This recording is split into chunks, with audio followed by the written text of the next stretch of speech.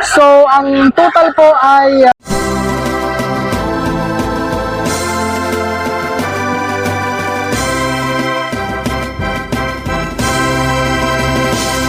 hello mga ka-farmers, magandang araw po sa ating lahat.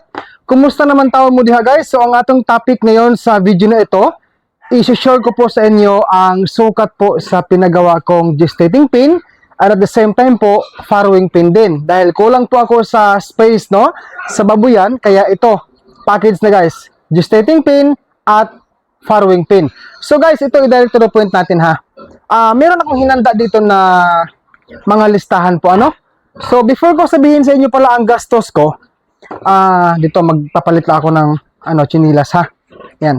So, unahin ko po ang guys, ang sukat sa pasungan. Pasungan in our local dialect ay kainan or pasawan sa baboy, no? So, unahin ko guys ang sukat mula dito sa left side, sa labas, papunta rito sa right side sa labas, no? Ito po ay 26 inches. Outside ang sinabi ko, ang sinulat ko, no? Mula dito hanggang dito. Sumunod po mga ka-farmers. Mula dito sa pasungan na to, itong looban guys, oh. To. Yan. Dito, no? Mula sa looban na yan, going to right side, ending dito, ay 20 inches inside nakalagay. Yan po ang space sa looban ng pasungan. Sumunod po, dito tayo sa kabila. Mula dito sa left side, sa labas, patungo rito sa right side sa labas din, yan po ay 16 inches outside, no? Then, ang sa looban naman, ang sa looban mga ka-farmers ay 11 inches po inside upper. Ibig sabihin, dito guys, oh, itong kanto na to mula dyan, patungo rito, upper, that is 11 inches. Samantala po ang sa ilalim, mula rito sa ibaba, sa left side, going here, dyan, that is, buksan natin, 7 inches inside nakalagay. Okay? Lower part. Ngayon mga ka-farmers, mula rito sa kanto na to, sa itaas, yan po ay 5 inches, no? Mula rito patungo sa ibaba, no? From here papunta dito, 5 inches. Ayan. Dito naman sa kabila mga ka-farmers, itong lapad mula dito papunta dito 3.5 or 3.5 inches. Samantala mula dito from here, going here sa kanto na yan, that is 3 inches. Okay? Pasok tayo guys. Pasok tayo ha. Yan. Nagsimula ng umingay mga baboy ko. Mula rito sa itaas po, sa kanto na to, papunta sa ibaba, sa tiles, 5.5 or 5.5 inches. Okay? Meron pa ba akong hindi nasabi sa pasungan? Balikan natin. Ito guys, isingit ko na. Sa sahig, 29 inches. From here, left side, going to right side. Dito. 29 inches. Okay? Lipat tayo. Ngayon mga ka-farmers, pasensya na umingay mga baboy ko. Narinig nila aking boses. So, sa tubo tayo. Unahin ko lang sa tubo, yung mga poste, 1, 2, 3, 4. Doon din sa kabila ay same. Ang size nito ay 3/4, no? 3/4 ang size na G40. Ayan. So, mula dito mga ka-farmers, mula dito, yan, patungo rito sa may uluhan sa inahin. Yan. Ang sukat niyan ay ito, 94 inches. Sorry medyo yung phone ko 94 inches. Ayan. Tapos mga ka-farmers, balikan natin yung sukat sa labas. Simula rito Simula rito, from here outside, no? Papunta rito, ang sukat niyan ay 24 inches outside. Mula dito sa labasan, yan, papunta dito sa kabila, sa labasan, 24 inches. Ang 22 inches na yan, mga ka-farmers, ang sukat yan dito sa looban. Sa looban from left side going to right side inside part. That is 22 inches. Dito naman tayo. Mula rito sa itaas, yan, papunta rito sa baba, that is 14 inches. Mula dito, mula sa kanto na to, papunta dito sa right side, dito, yan po ay 26 inches. Yan, 26 inches. Okay? Balik tayo dito sa loob. Simula naman dito mga ka-farmers sa dulo na to, ito. I mean itong kanto na to. Papunta dito, yan po ay 32 inches. Yan. Mula rito, papunta dito, that is, same lang, no? Same lang sila. Yan, dito rin, 32 inches din. From here, papunta dito, no? Yung distansya sa poste, sa gitna, tsaka dito. Okay? Ano pa bang hindi ko nabanggit? Okay, ito. Mga ka-farmers, simula po sa upper part, from here, papunta sa floor, sa sahig. That is 41 inches mga ka-farmers. 41 inches, no? Mula dito, papunta dito sa sahig. Okay. Then, ano pang nasulat ko dito? Okay. So dito, 36 inches or 3 feet. Mula rito, no? Mula rito, papunta dito sa puwitan ng inahin, no? Ibig ko sabihin yung distansya, I mean. Ayan, tingnan natin, Ayan. So yung sa may puwitan, sa may gate, I mean, from dito, yung gate na yan, papunta dito sa poste na to, yan, that is 36 inches or 3 feet. Ano po? Meron pa ba akong dinusulat? Ito, tapos na to no? 24 inches outside. Mula rito, papunta rito. No? 24 inches, that is 2 feet, mga ka-farmers, beginners, no? Dalawang ruler, no? Inches pong gamit ko kasi ang gamit ko, yung metrohan ko.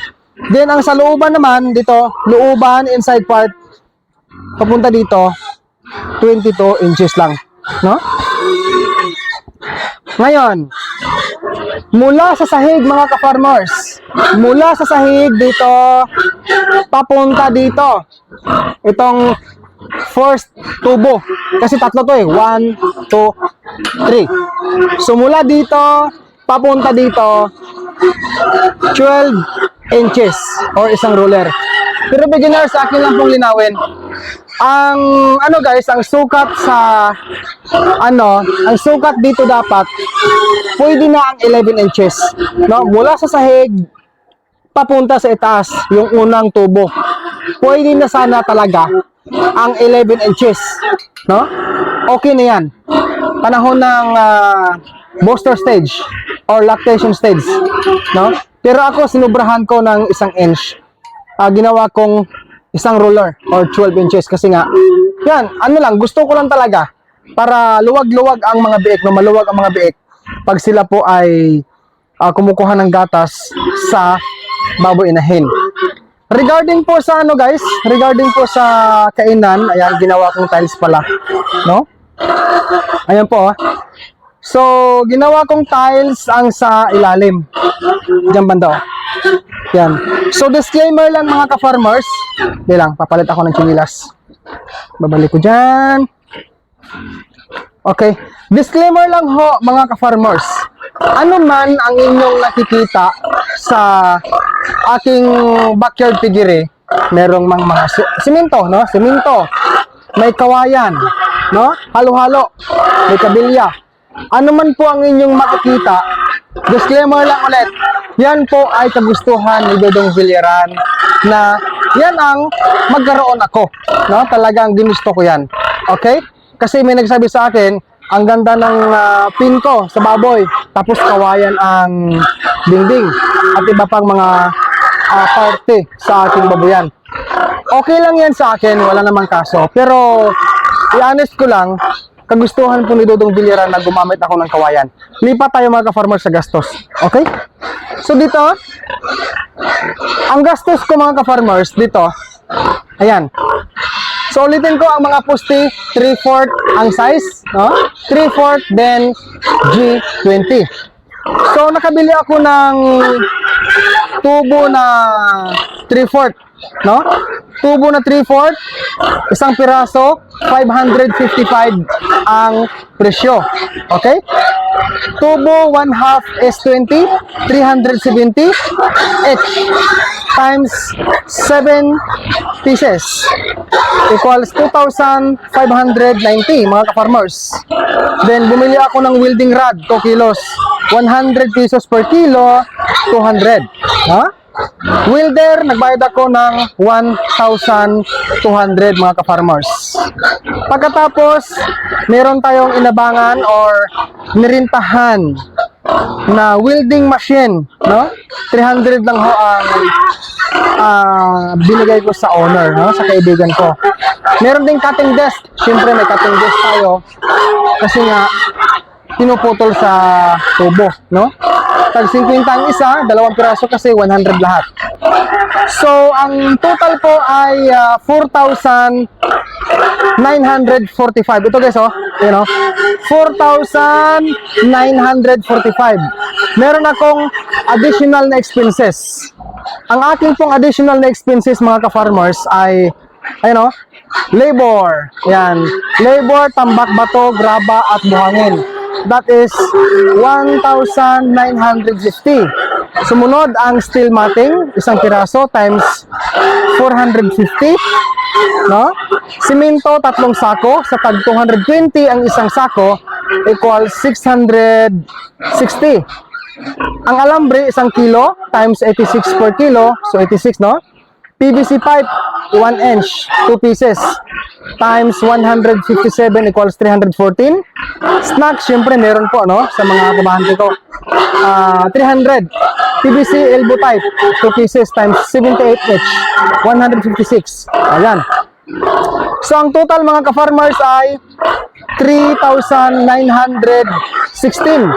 ang additional expenses. So, ang ano guys, 4,945 plus ang additional expenses ko na 3,916 equals 8,861. Assuming ang electricity po sa welding, kasi syempre nag-welding tayo, kumakain po ng kuryente yon, gastos din po yon, charge natin sa gastos. So, pinalagay ko guys, 200. So, ibig sabihin, ang 8,861 plus 200 na mula sa kuryente sa pag-welding equals 9,061. Okay, ulitin ko, 9,061 mga ka-farmers. Pero hindi ko naisulat or naidagdag yung kawayan. Ang kawayan kasi mga ka-farmers ay nag-order ako 10 piraso. Ang presyo ay 120 each times 10 pieces is equal to 1,200, no? Therefore, 9,061 plus 1,200 sa kawayan is equal to 10,261 ang total gastos po ni Dodong Villaran dito po sa pinagawa kong additional simple project provided by the Lord, no? 10,261. Yan, kasama na ang gestating pin, yung kawayan, yung sahig, no? Lahat na yung nabanggit ko. nagpatambak tayo, nagbayad tayo ng mga border namin dito. Hindi ho kasama yung atop ha, yung bubong. Hindi ko na sinama yan. Okay? So mga ka-farmers, ako po si Dudong Villaran, ang taos pusong nagpapasalamat po sa inyong lahat, sa inyong pagtangkilik, sa aking pong mga simple video here in my YouTube channel, maging sa aking pong Facebook page. God bless po sa ating lahat mga ka-farmers, and peace out everyone. Happy farming, maayong buntag, maayong odto, maayong gabi, anumang oras kayo dyan ngayon, nanonood sa ating video na ito. Mabuhay po ang mga farmers ulit. God bless and bye-bye.